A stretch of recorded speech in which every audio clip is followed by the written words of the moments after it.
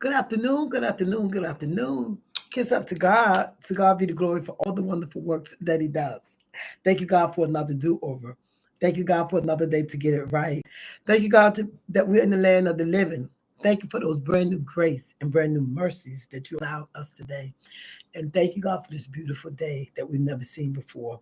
Thank you for family and friends, life, health, and strength. And God, if we have the opportunity to say I'm sorry, allow the opportunity because I'm sorry can restore and recover a whole lot of things. Happy Sunday, everybody. It's so good to be here today. Thank you so much for joining me.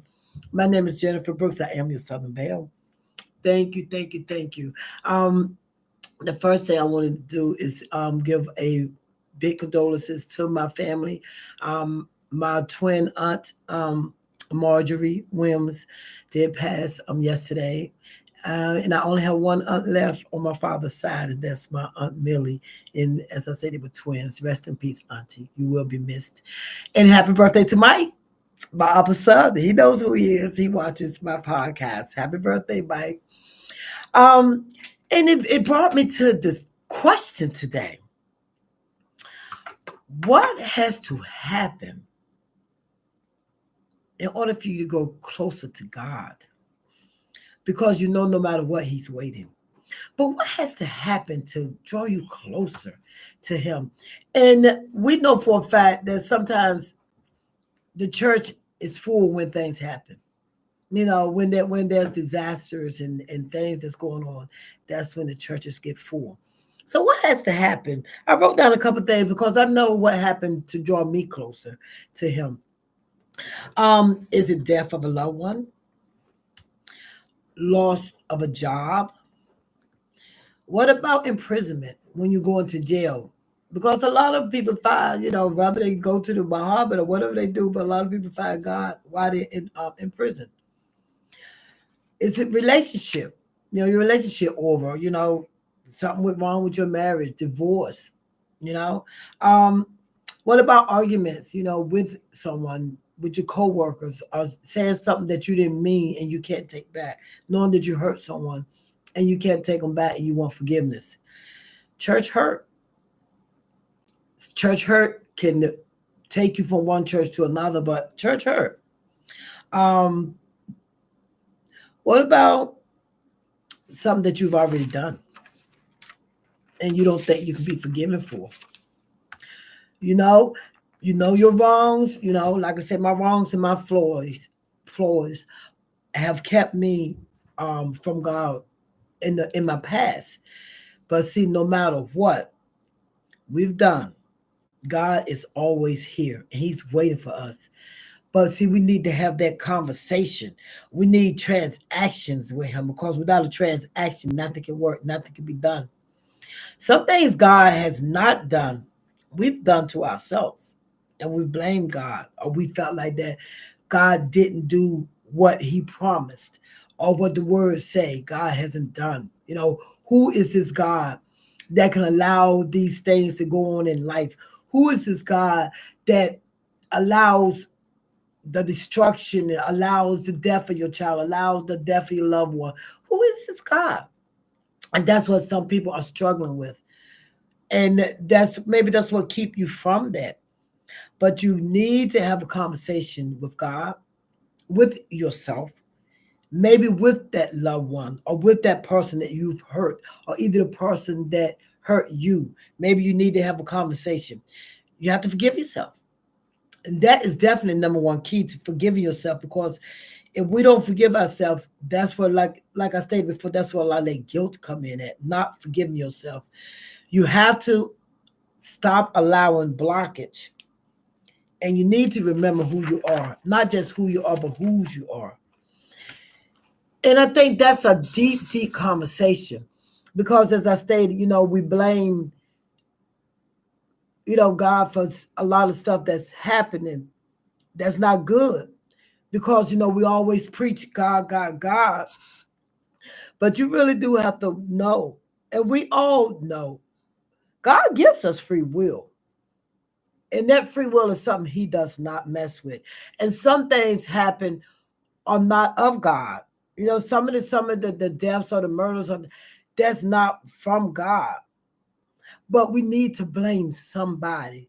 We need to feel, you know, the release or the relief of our burdens or what's holding us down or what's hurting us. So we need someone else to blame for that. And most of the time we go to God. But see, God can take all that. He can take the hurt. He understands our hurt and our burdens. He already knows. But sometimes some things have to be done to shake us up, to get us ready, or to allow us to know or allow us to realize that God really is the only way to feel better about anything. To think that you can go through life without even having him part of your life. You think things are going good, but who are you hurting to get some of the things that you've gotten? You have money, but who did you step on to get the money? Somebody worked for it. A lot. Some of the money that some people have is not their money. It might be old money. It was their parents' money, and no telling what they did. Bag, borrow, stole. Who knows? But money is material, just like everything here is material, and you can't take it with you. But you can try to get your soul right, get your heart right, get your mind right, get your life on track some type of way. And I've had a friend that the only thing they wanted was their own home. They got their own home to be in a band. They in the band. And sometimes I wonder, once we get all that we desire and all that we feel like that will make us happy, does are we happy? Because some of that stuff, like you say, it comes and goes. What would bring you back to the presence of God? What would make you happy? Is it another person? Because you need to make yourself happy. We've already said time and time again, you can't depend on anybody to make you happy. You have to make yourself happy. So once they don't make you happy anymore, is that it with life? Like you said, is it a house? Is it a car? Is it a job making 200,000, 300,000 a year? All of that stuff you get, and sometimes you're still lonely.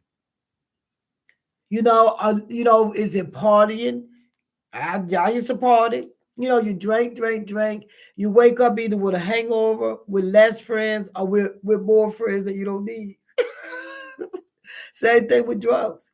It's a temporary high. A lot of things are temporary, but God isn't. He's everlasting.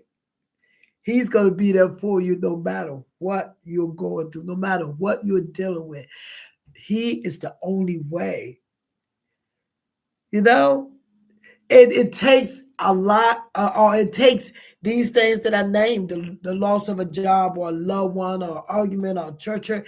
It takes all that stuff sometimes for you to lose that stuff, to realize that everything that we've been given, it's not ours anyway. It's temporary. Because I remember when I thought I was going to lose my son when he first started having seizures. And I almost went crazy because I thought, oh my God, I'm going to lose my son. He's my only child. What I'm going to do? And it came in my mind and in my heart. He's not yours. He's God's child. And if you lose him, then what? Do you stop living? Life goes on after you lose things. Life goes on after mishaps. Life goes on. But are you going to go on with it, or are you going to waddle in the hurt and in the anger and in the mishap? Or are you going to keep living? Because we were born individually. Rather we're twins or triplets, we're still one person, one entity. We were born one thing, one person. And that one thing and one person is what we're going to die as. We're not going to be able to take family with us. We're not going to be able to take money with us. We're not going to be able to take anything with us but our soul. So is your soul right with God? Because when it's over and done with, It's over and done with. We don't know where we're going because no one has left and came back and told us. You had got people saying I died and came back and this is what I saw. I'm not saying that they didn't. I don't know. I've never died and came back. But I do want to know that I've done the best that I could, all with all my mistakes, all my flaws, all the stuff that I've dealt with, and all the stuff that I've dealt with, and all the wrong that I've done. I still know that I could go to God, and I still know that God has forgiven me for all the things. First, I had to forgive myself and be willing to move on and be willing to be a good person, be willing to talk about God, and be willing to move in the God, and be willing to do the things that I have to do while I'm here on this earth. Because we're not all just here just to be here. We're here for a reason. So I pose the question one more time. What would it take for you to draw you closer to God? Just a question. If you think anybody needs to hear this, please share it. I would appreciate it. Thank you so much for joining me. Thank you for subscribing. Thank you for liking. Thank you for commenting. I have over 200,000 views. Who would have thought? I'm so grateful because I wouldn't have those views if I didn't have viewers. And I appreciate you all. Thank you so much. You guys go and enjoy the rest of your Sunday because I'm going to lay back because we start all over again tomorrow. Thank you so much for joining me today and enjoy the rest of your evening. My name is Jennifer Brooks. I am your Southern Belle and I am on the right road now. Come on, guys. Enjoy this ride with me. God bless.